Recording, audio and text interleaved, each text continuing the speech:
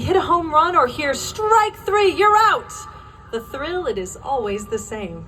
Why, there's hot dogs and peanuts and candy and legends whose names you must know.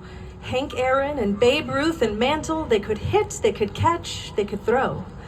And there's one player you've surely heard of, a man who could never fall flat. So now without fail, we will tell you the tale of Casey and his turn at bat.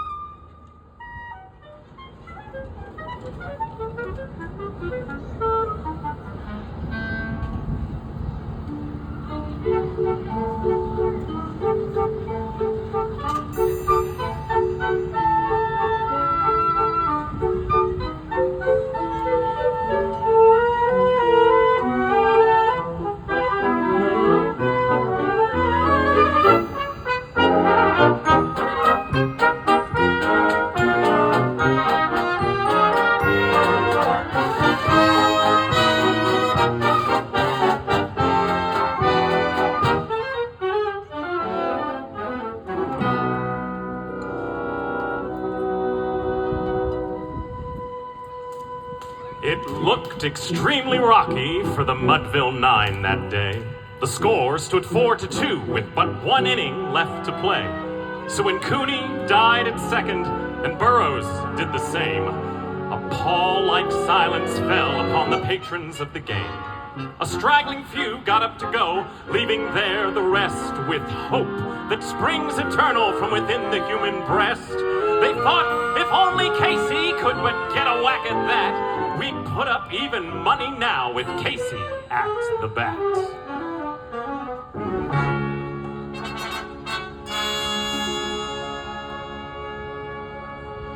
But Flynn preceded Casey, and likewise so did Blake. And the former was a pudding, and the latter was a fake. So upon that stricken multitude a death-like silence sat, for there seemed but little chance of Casey's getting to the bat.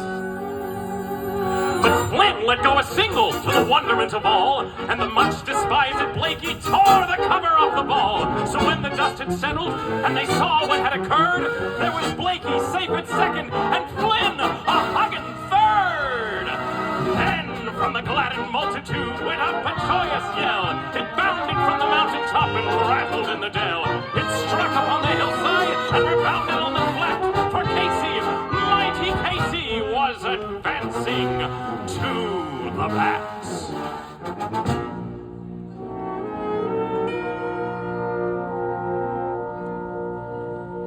There was ease in Casey's manner as he stepped into his place.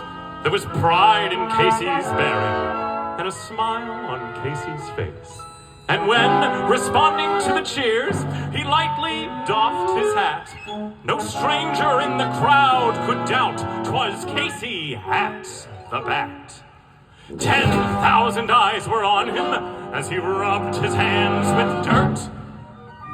5,000 tongues applauded as he wiped them on his shirt. And when the writhing pitcher ground the ball into his hip, defiance glanced from Casey's eyes, and a sneer curled Casey's lip. And now the leather-covered sphere came hurtling through the air, and Casey stood a-watching it in haughty grandeur there. Close by the sturdy batsman, the ball unheeded sped. "That ain't my style," said Casey.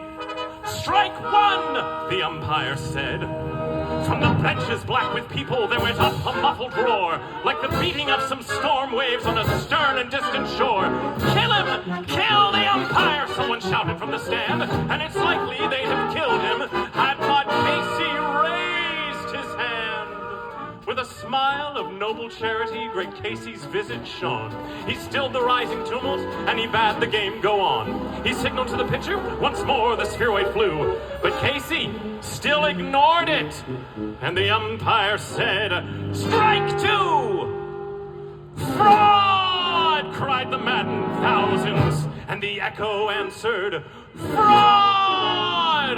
But one scornful look from Casey, and the audience was awed. They saw his face grow stern and cold. They saw his muscles strain, and they knew that Casey would not let that ball go by again. The sneer is gone from Casey's lip. His teeth are clenched in hate. He pounds with cruel vengeance his bat upon the plate. And now the pitcher holds the ball. And now he lets it go. And now the air is shattered by the force of Casey's blow.